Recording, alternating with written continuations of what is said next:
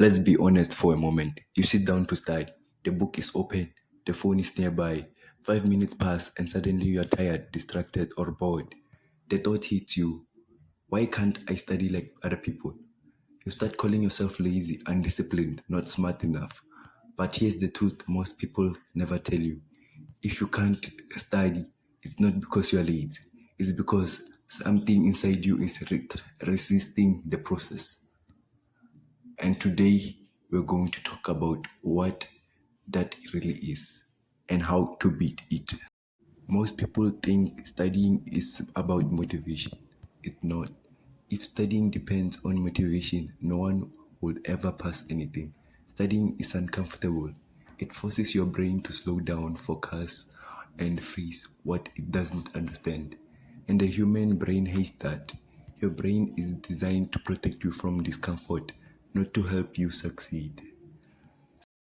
So when you try to study, your brain does what it does best. It looks for an escape. Your phone, music, food, sleep, daydreaming. Not because that you are weak, but because the discomfort feels like danger to the brain.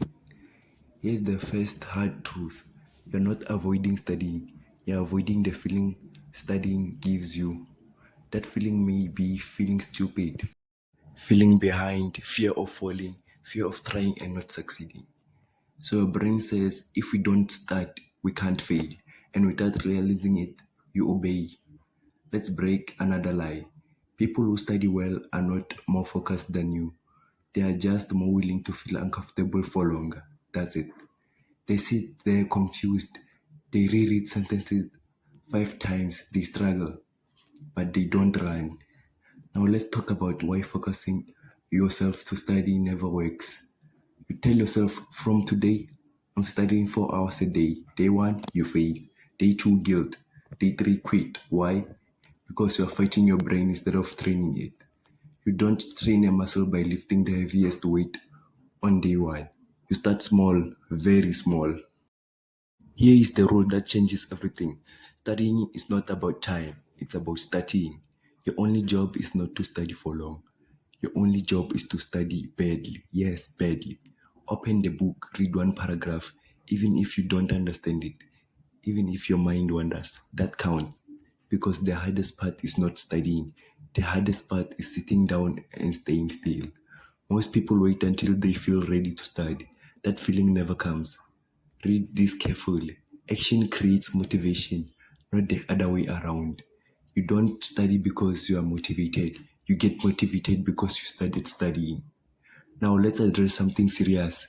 If you've been avoiding studying for a long time, it damages your confidence. You start thinking, I can't focus. I'm not smart. I always fail.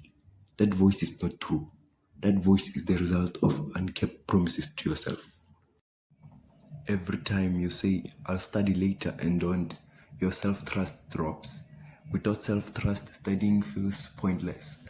So how do you rebuild it? Not with big promises, with small wins. Study for 10 minutes. That's it. Not 30, not an hour, 10 minutes. Set a timer. When the timer ends, you are allowed to stop. No guilt, no pressure. And here's the strange part. Most of the time, once those 10 minutes pass, you'll keep going. But even if you don't, you still won. Because you showed your brain, I do what I say.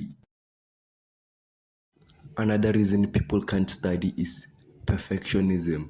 You want to understand everything immediately. That's impossible. Studying is messy. Confusion is part of learning.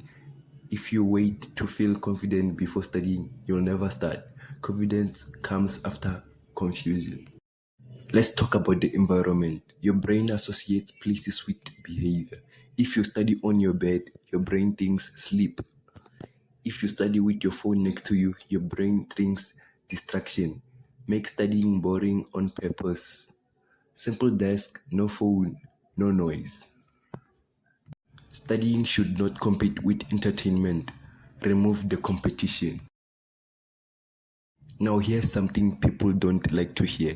Sometimes you don't study because you don't see the point. You don't connect studying with your future, so it feels like suffering for nothing. You need a reason, not a motivational quote. A real reason. Ask yourself, What happens if I don't study for the next 3 years? Picture that life clearly, then ask, what happens if I push through now? Studying becomes easier when the future pain is clear and presents discomfort. Let me say this clearly. No one studies because they enjoy it. They study because they respect their future self. You are not studying for today. You are studying so that that future you doesn't struggle the way current you is struggling. And finally, understand this. You don't need to become a different person. You don't need super focus. You don't need talent. You need consistency at a level so small it feels almost pointless. That's how real change happens. So next time you sit down to study, don't aim to be perfect. Aim to be present. Open the book, start wildly, stay a little longer than you want to, and do it again tomorrow. That's how people who can't study become people who do.